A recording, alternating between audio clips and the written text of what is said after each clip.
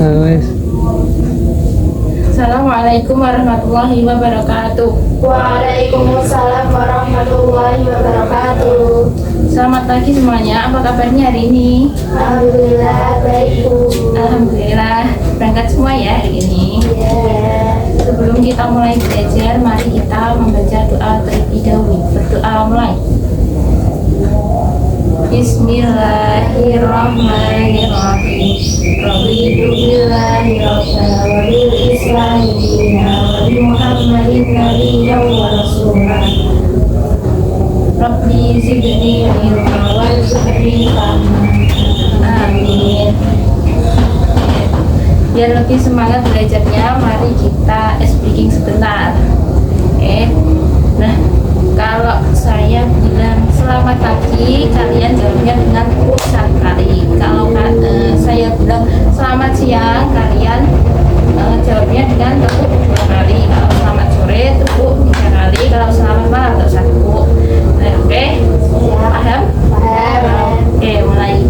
Selamat pagi, selamat sore, selamat siang, selamat pagi, selamat pagi, selamat siang, selamat malam, selamat sore, selamat pagi, selamat malam, selamat siang. Tambah cepet ya. Selamat siang, selamat pagi, selamat sore, selamat siang, selamat sore, selamat pagi, selamat sore, selamat malam.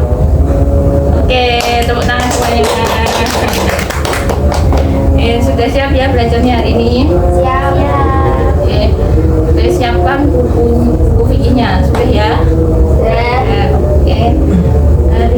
Sebelum kita mulai pembelajaran masuk materi, Ibu mau tanya dulu. Kalian di rumah punya kucing atau pernah pegang kucing?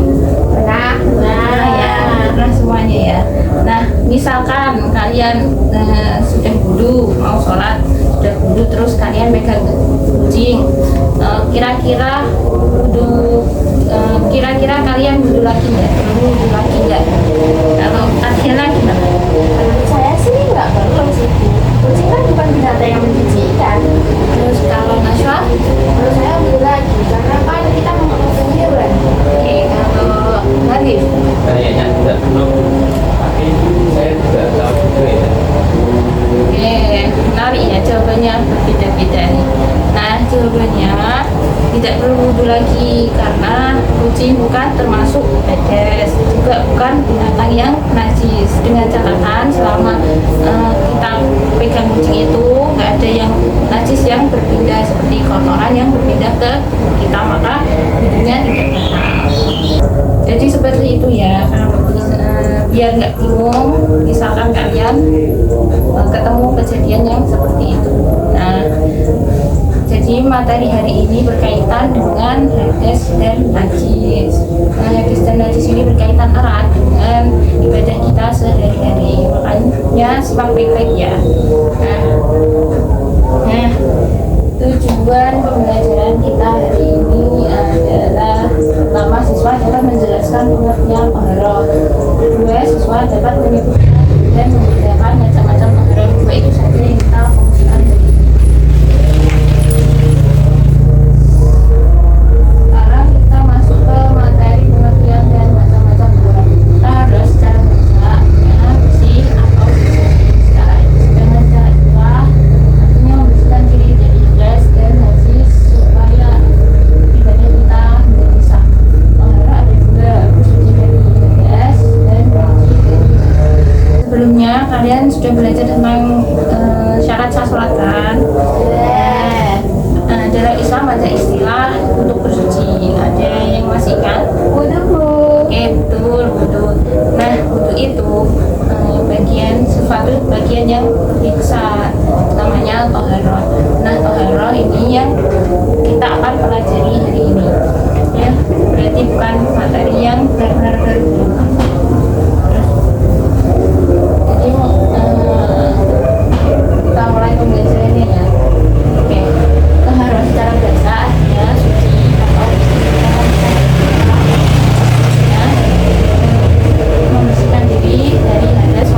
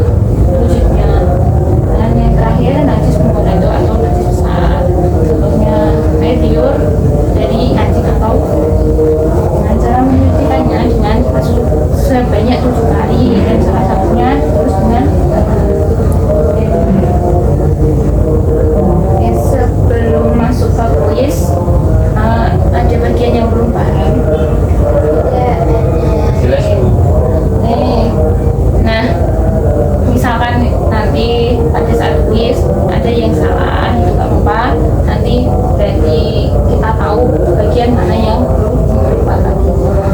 Oke, tidak nomor ada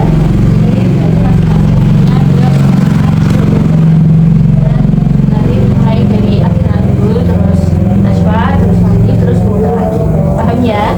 Oke, kita mulai. Oke, Athena dulu. Bersuci dari hadas kecil dapat dilakukan dengan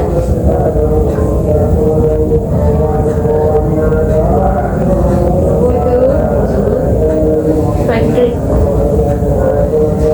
Oke, nah lanjut. Najwa, cara menguncikan najis mubalaghah adalah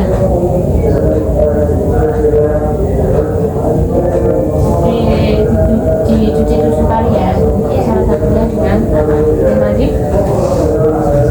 Menurut istilah syara, taharah berarti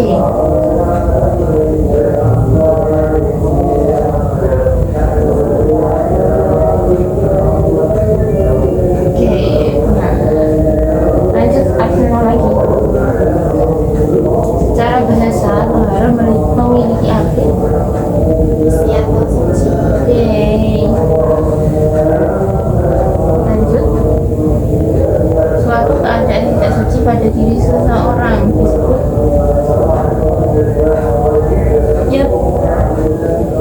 lahir. Berikut adalah contoh najis yang ringan. kencing bayi laki-laki yang hanya minum ASI. Iya, Insya Allah. Sebelum kita tutup pembelajaran hari ini, coba siapa yang mau jelaskan ulang tentang najis mutawasitoh dan najis mubalaghah? Oke. Najis mutawasitoh yaitu sedang seperti darah, muntahan, dan cara menyucikannya yaitu dibasuh sampai hilang wujud, bau, dan warnanya. Sedangkan najis mubalaghah yaitu najis berat dari air liur anjing atau babi, dan cara menyucikannya yaitu dibasuh secara 7 kali dan salah satunya dicampur dengan tanah. Oke, betul sekali jawabannya. Nah, sekarang siapa yang mau menyimpulkan pelajaran hari ini? Saya. Oke, apa kesimpulannya? Taharah adalah bersuci dari hadas dan najis agar ibadahnya sah. Hadas ada 2, kecil disucikan dengan wudhu, besar dengan mandi wajib. Najis ada 3, muhafafah, mutawasitoh, dan mubalaghah. Masing-masing cara